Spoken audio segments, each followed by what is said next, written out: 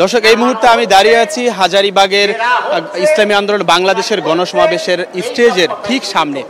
আগামী জাতীয় সংসদ নির্বাচন পিআর পদ্ধতিতে জুলাই সনদের বাস্তবায়ন এবং প্রয়োজনীয় রাষ্ট্রীয় যে সংস্কার, সে সংস্কার এবং যারা বিগত 15 বছরে গুম খুন সহ দুর্নীতি অপরাধের সাথে জড়িত ছিল তাদের দৃশ্যমান বিচারের দাবিতে আজকের এই গণসমাবেশের আয়োজন করেছে ঢাকা 10 আসনের যে এমপি প্রার্থী ইসলামী আন্দোলন বাংলাদেশের সেই নেতারা আজকের এই গণসমাবেশের আয়োজন করেছে। আজকের এই গণসমাবেশে প্রধান অতিথির বক্তব্য রাখবেন ইসলামী আন্দোলন বাংলাদেশের আমির মুফতি সৈয়দ মোহাম্মদ রেজাউল করিম। তিনি বিকেল 5টায় এসে তার প্রধান অতিথির বক্তব্য রাখার কথা রয়েছে, তবে তিনি এখনো স্টেজে এসে পৌঁছাননি।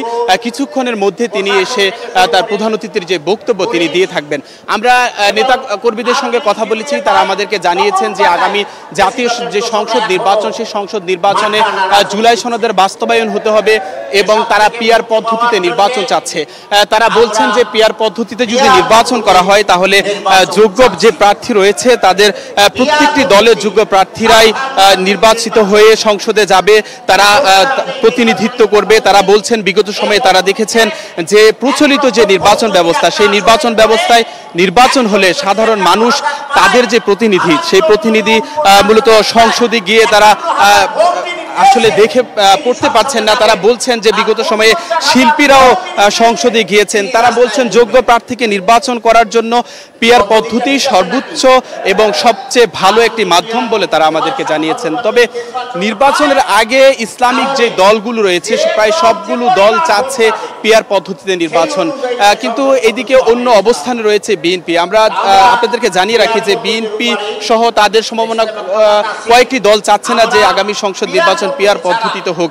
যদিও ইসলামিক যে দলগুলো রয়েছে তারা চাচ্ছে উচ্চ কক্ষ এবং নিম্ন কক্ষ দুই জায়গাতেই পিআর পদ্ধতিতে নির্বাচন। আমরা দেখেছি যে জামাত ইসলামী থেকেও তারা বিভিন্ন কার্যক্রম, বিভিন্ন সভা সমাবেশ করছে, তারাও গণসমাবেশ করছে, তারাও দাবি করছে যে আগামী সংসদ নির্বাচন যেন পিআর পদ্ধতিতে হয়।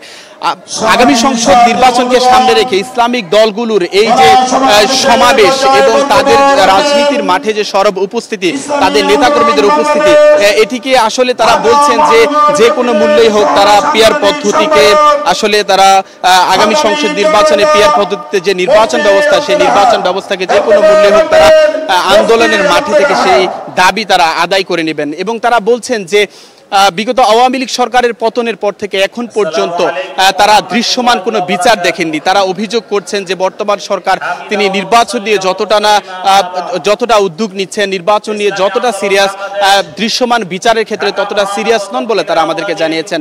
এবং তারা বলছেন যে 14 দল সহ জাতীয় পার্টি সহ তাদেরকে নিষিদ্ধকরণের একটি কথা তারা বলছেন।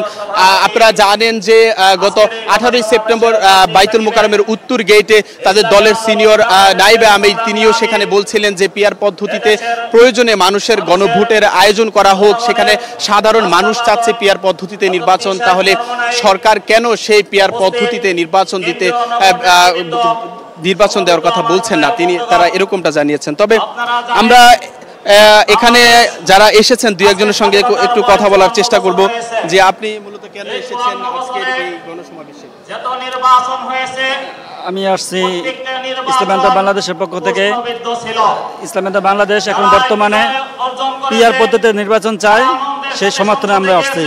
জি, আমরা কথা বলছিলাম যে পিআর পদ্ধতিতে যে নির্বাচন, সেই নির্বাচনের দাবিতেই মূলত নেতাকর্মীরা এসেছেন। এখানে অনেক আমরা দেখেছি যে অসংখ্য নেতাকর্মী এখানে এসে উপস্থিত হয়েছেন।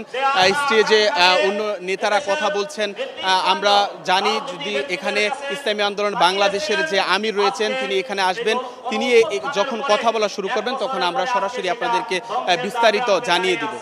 তো এই ছিল হাজারীবাগের ইসলামী আন্দোলন বাংলাদেশের গণসমাবেশের সামনে থেকে আমার কাছে সর্বশেষ তথ্য।